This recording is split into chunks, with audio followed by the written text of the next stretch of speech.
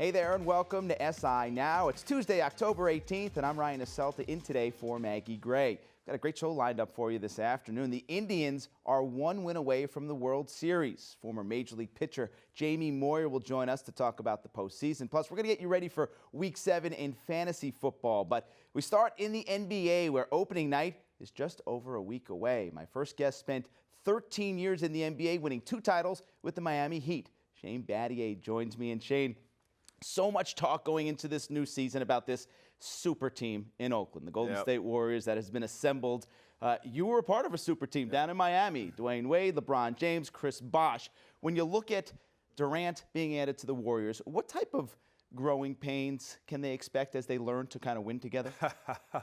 Well, the first thing that I learned when I joined the Miami Heat, all right, it was a super team.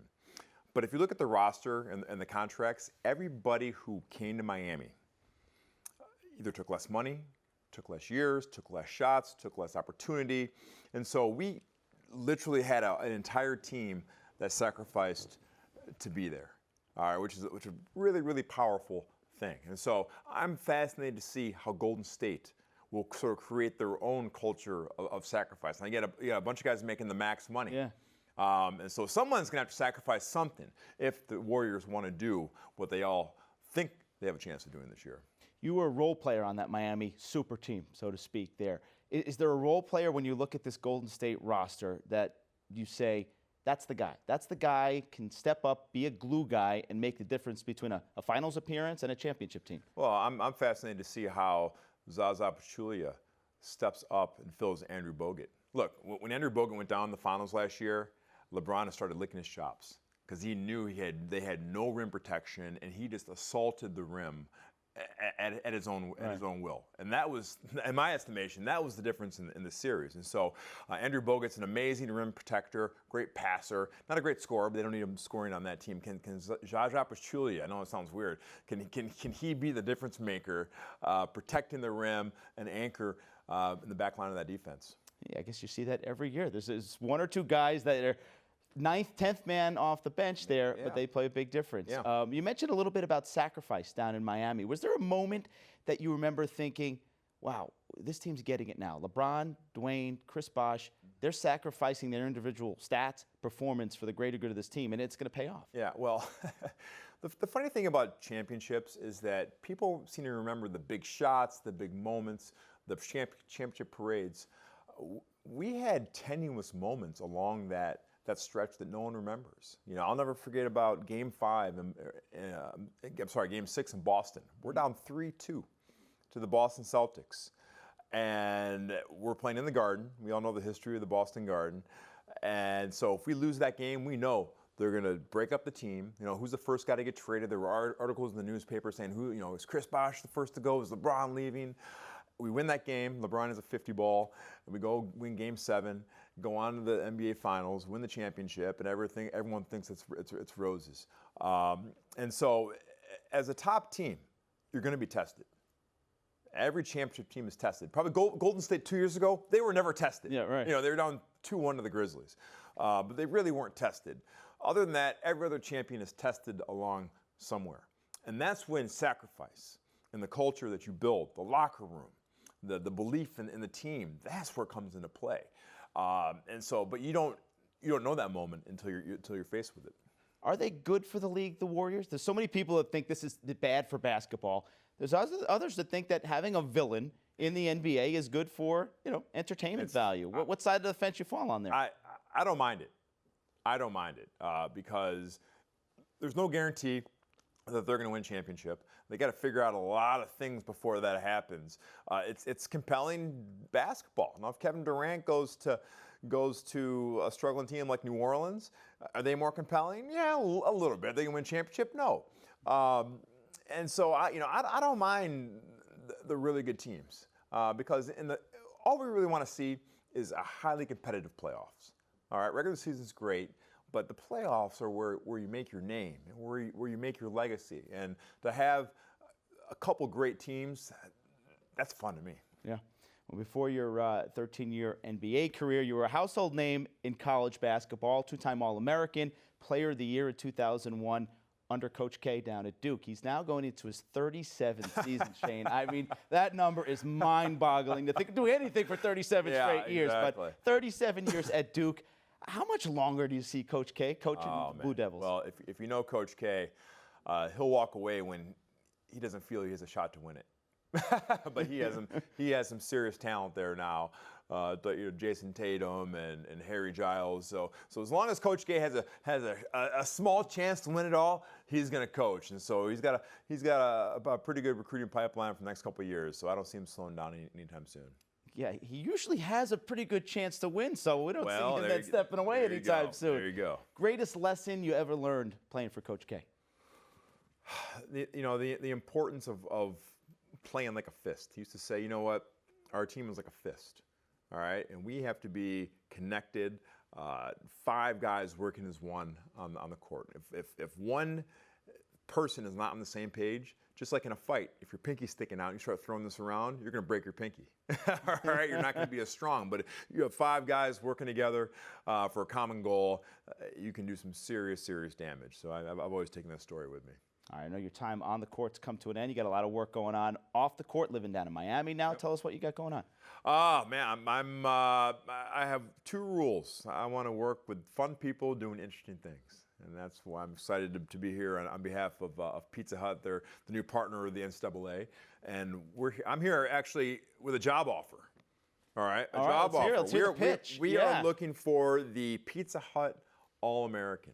Okay, we're offering a chance to win a job with Pizza Hut that pays $50,000 a year in unlimited pizza.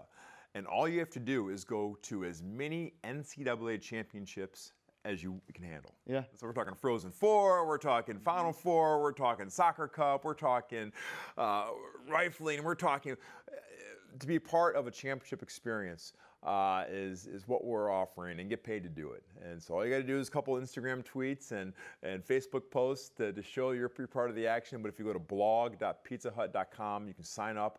Hurry by November 6th. Applications are no longer being taken, and the job starts on November 14th. So if you're a sports fan and you love college sports, no one has ever done this before. So it's a really cool offer. Awesome. Always wanted to be an All-American and an NCAA champ. This is my chance, you're saying. It's your chance. Free pizza. Shane Battier, thanks so much for coming in, man. Thanks, Ryan. Appreciate it. All right, now let's take a look at the race car driver who has become an integral part of our show during his time on Dancing with the Stars. Here's the latest filing from our SI Now Extra Mustard athlete reporter and Dancing with the Stars contestant, James Hinchcliffe.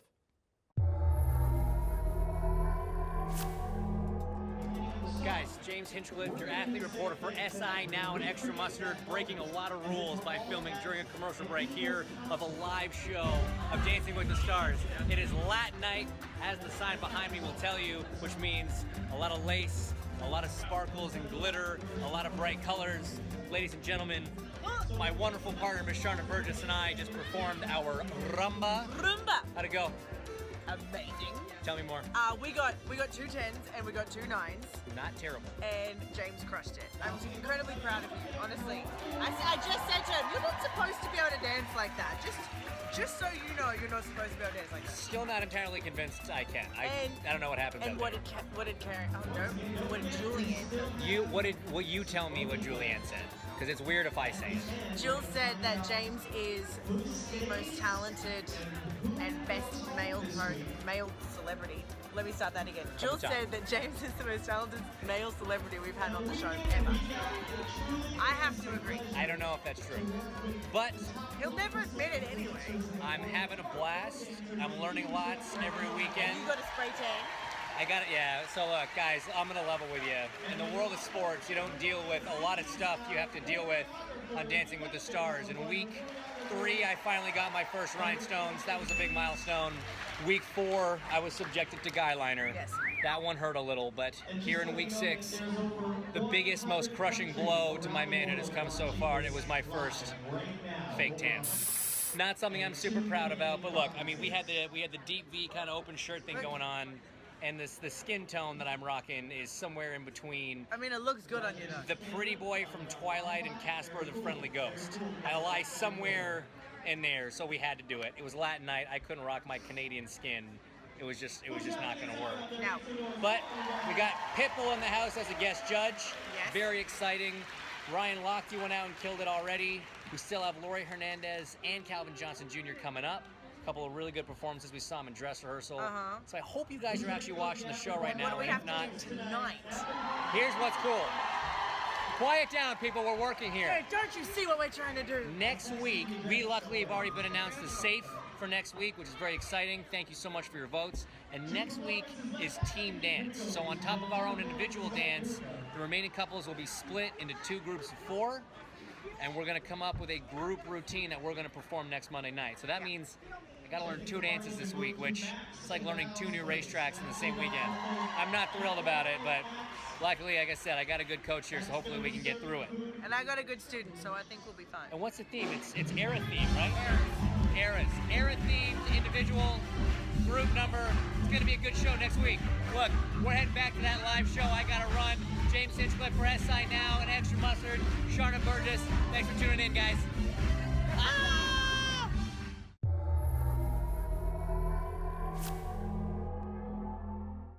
Now to baseball, where the Cleveland Indians are on the brink of a trip to the World Series. Game 4 of the ALCS is tonight in Toronto, and let's welcome in a man who knows plenty about pitching in big games, including the World Series, former Major League pitcher Jamie Moyer. And Jamie, you were part of a Phillies team that helped end a 28-year World Series drought. For the Indians, it's been 68 years. What kind of pressure are these guys feeling heading into tonight's game with that trip to the Fall Classic really right in front of them?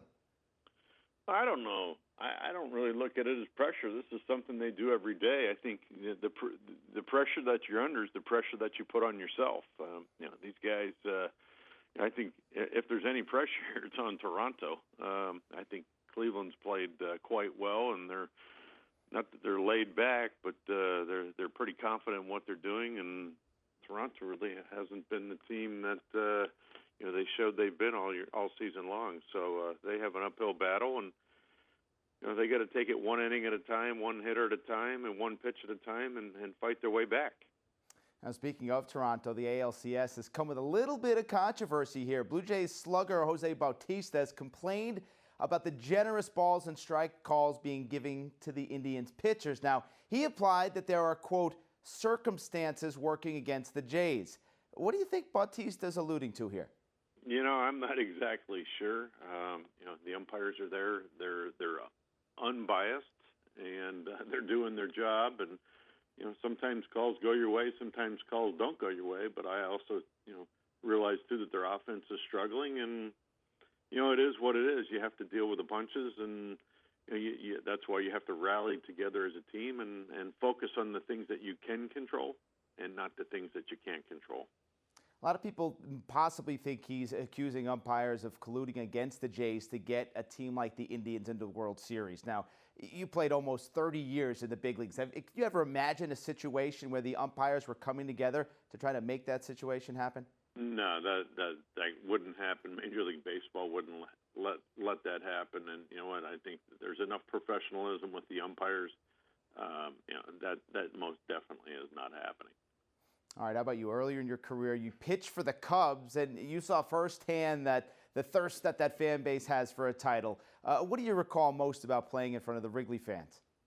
Well, the Wrigley Field fans, the organization, the city, it's a great city to play in. And Wrigley Field itself is a great venue to play in. And, I mean, what Joe Madden has gotten his troops to do this year is pretty special. And, they've come together and bonded as a team, and they're really moving in a forward direction, in a great direction. But I think they're in for a battle here against the Dodgers. The Dodgers, they've got some giddy up behind them, and obviously Clayton Kershaw pitched the other night, so he'll be on the shelf for a couple days. But they'll piecemeal it together, and it's been a fun series to watch so far. Yeah, series tied 1 game apiece as they head back out to Los Angeles. The Cubs haven't won a title, of course, in 108 years, haven't even been to the series since 1945. What do you think makes this year's edition different from other Cubs teams that made the playoffs but come up short? I think their youth, their depth, they do have some experience, and they're playing together. Their starting pitching is very strong. Their bullpen has been very good. They've had some guys struggle offensively as well, but they've done enough to stay ahead of the pack. And like I said, I think this is going to be an interesting series. Tonight will be the first game in LA, and the Dodgers probably don't have as strong a starting rotation, but they've got some offensive power, and both teams have played pretty well defensively. So I'd say it's pretty even across the board right now. I don't know really anybody that has the advantage. The Dodgers have, potentially, they look at it as they got a 3-game series at home, and if they can win all 3, they're going to the World Series. So the Cubs have to come in and win at least one in LA to take it back to Chicago. I'd love to see a 7-game series with this series. Oh, Game 7 at Wrigley. Cub fans would be a little bit on edge, I would say, Jamie. Let's talk about your incredible career. You pitched 25 Major League seasons, included at times facing hitters half of your age. What was your secret, the secret to longevity and staying in the game of baseball? I had a great deal of passion to play the game, but being able to keep my health throughout the majority of my career, I think was very helpful and beneficial. And being able to learn and being able to continue to try to get better. Again, I wouldn't have been able to play as long as I did if I didn't have great teammates around me and guys catching the ball behind me and hitting the ball in front of me and scoring runs and all that. It takes a team effort. I didn't do it alone, and I really enjoyed doing it and actually miss it. But I miss the being around the guys, but the aches and pains I surely don't miss. Yeah, I bet. You're known just as much for your work off the field as on it. The Jamie Moyer Foundation has an incredible event October 20th. That's this Thursday. Tell us a little bit more about that. Yeah, we're having a Champions for Children celebration Thursday, October 20th at 6 p.m. At the Crystal Tea Room in Philadelphia. We also have a special VIP reception starting at 5 o'clock. Tickets are available. You can go to MoyerFoundation.org until tomorrow, Wednesday at midnight. We'll have unique experiences, vacations, memorabilia, and a whole lot more. And then I'm going to try to make an attempt to take the mound. We have an on-site batting cage set up, and people can register to take some swings off me in the batting cage. And all those funds will go to benefit the Moyer Foundation's mission to provide comfort, hope, and healing to children and families affected by grief and addiction. Oh, what a great night planned. Wait a second, you're going to take the mound. You said earlier that you missed the game. Jamie, if it goes well, could a comeback be in the works here? No, I don't think so. This is more of a fun thing, and for people just to kind of get in the cage and take some swings. And no, I definitely am not able or capable of getting back on the mound. Oh, you may not be able to pitch as well as you used to, but you're able to help kids, and you're doing that on Thursday night. Jamie Moyer, thanks so much, and have a great event on Thursday over there in Philly. Thanks for having me on, Ryan. Have a great day. You too. All right, a major injury in Pittsburgh, a backfield shakeup in Miami, and a new catch machine in Chicago. Those are some of the big fantasy football storylines heading into Week 7 in the NFL. For more on who you should be targeting on your waiver wire, here's SI's fantasy expert, Michael Beller.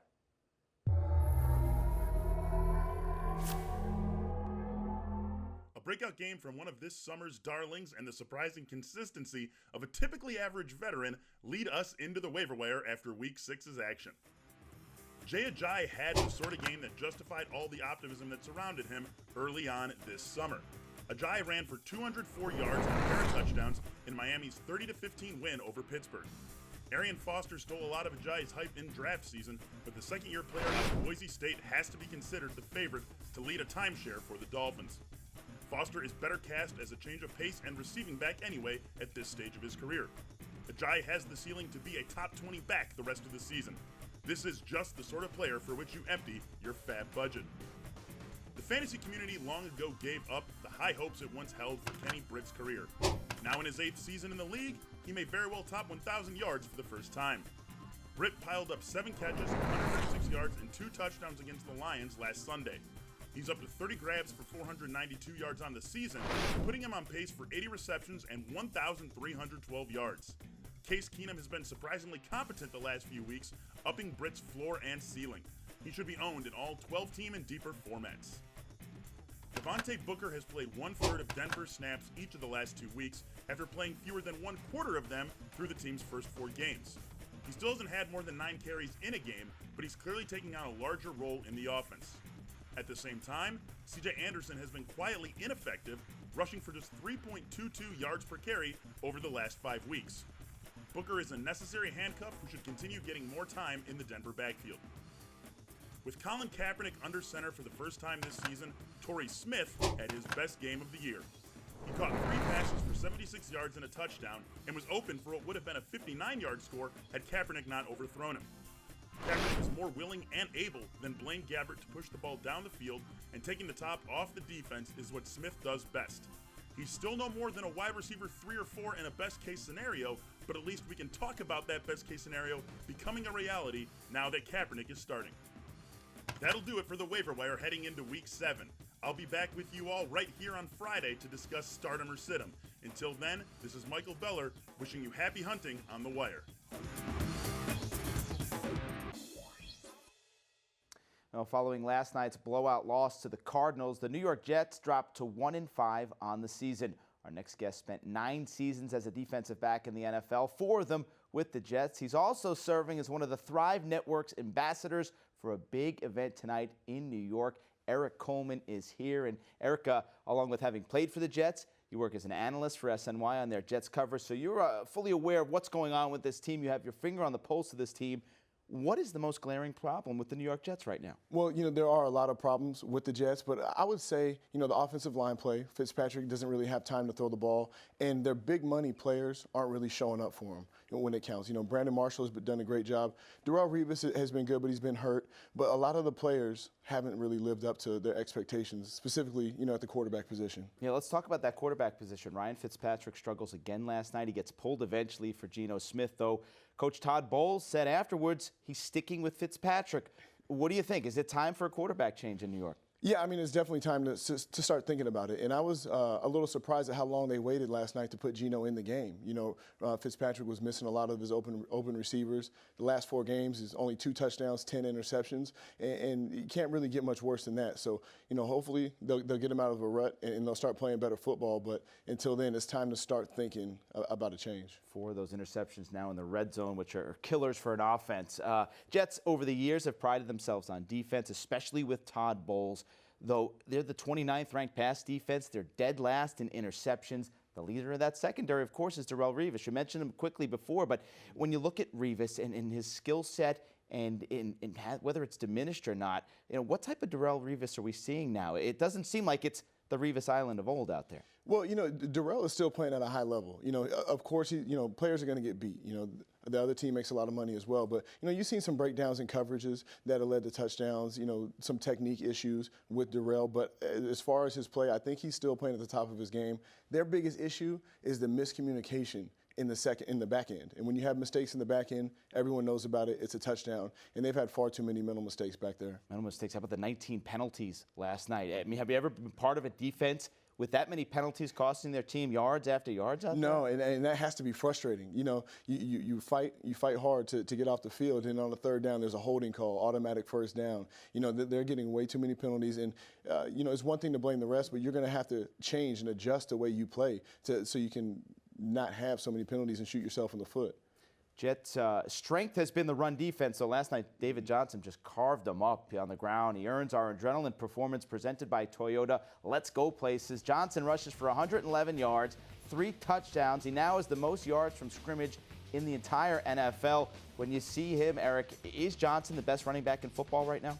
I don't know if he's the best running back in football, but he's doing a heck of a job. He does a great job of catching the ball in the backfield. He's tough, he's physical, and he runs through tackles. So he put on a great performance last night, and I'm looking forward to seeing how his career progresses. Who's number 1, you think? Top back? Number 1, I hate to crown him, because he's a young guy and running behind a great line, but Ezekiel Elliott's having a heck of a year so far. I really like what he and Dak Prescott are doing with that offense in Dallas, and it's really fun to see them have that success. Could be on the verge of catching Eric Dickerson's rookie records. Would be pretty interesting stuff. All right, you spent time with the Falcons also in the NFL. They've been very impressive this season, coming off a very tough loss in Seattle. Got to ask you about the no PI call in this game. You played for the Falcons, but you're also a defensive back. Yeah. When you see a play like that, Richard Sherman against Julio Jones, no call was made, really helped the Seattle Seahawks seal that victory. What do you think? Should pass interference have been called there? Yeah, I mean, it definitely should have been called. It was obvious that Sherman grabbed the arm of Julio Jones, but like you said, as a defensive back, there's so many battles that you have to fight, and it's virtually impossible to cover a receiver, especially with the size and speed of a Julio Jones, without having contact down the field. You're not allowed to touch him past 5 yards down the field. So there's going to be incidental contact. There are going to be things like that happen. But, ultimately, I think they should have called the penalty. But, it's tough. Referees don't want to be the main issue in the game, and they don't want to make calls at the end of the game. And that was a situation where they didn't make their call. There's been a call for the NFL to possibly use review for certain penalties or missed penalties late in games. As a defensive back, would you like to see that? Or would you go against seeing something like that, especially at that position with pass interference on the line there? Well, I think it would be tough as a defensive back because there's a lot of things that we get away with. If you touch a receiver down the field, it's a penalty. So, there is some contact that goes on down the field, and I think that would probably come around to bite the defense in the butt a little bit down the line. So, I think it's great. I think the referees are doing the best they can, and they'll continue to improve and just monitor what they do, and the players will adjust. All right, aside from the NFL, you got a big night ahead of you here in New York with the Thrive Network. You're one of the ambassadors this year. Tell us a little bit about tonight's big event. Well, tonight we're honoring Tony Richardson, a friend of mine.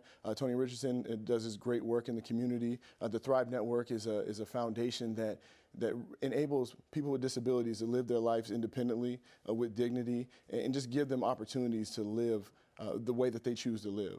They've been around for 20 years, celebrating the 20th anniversary this year. So it's a really big night, big special night for us tonight, and I'm very proud to be the ambassador. Tony, a friend of Sports Illustrated. I think Howard Cross going to be honored as well tonight. So great work you're doing with the Thrive Network, and we'll be watching your Jets coverage this year. Erik, thanks so much for being with us, man. Thank you for having me. That's going to do it for this Tuesday edition of SI Now. We're going to be back with you tomorrow, 1 p.m. Eastern, with the hit dog, former Boston Red Sox first baseman Mo Vaughn will be here in studio, as will two-time British Open champ Greg Norman. Not going to want to miss that show. Till then, you can keep up with all the latest news on SI.com. And don't forget to follow us on Twitter at SI Now Live. Have a great afternoon. A glass of scotch and chill out a little bit. Watch the film. And, I'm my biggest critic.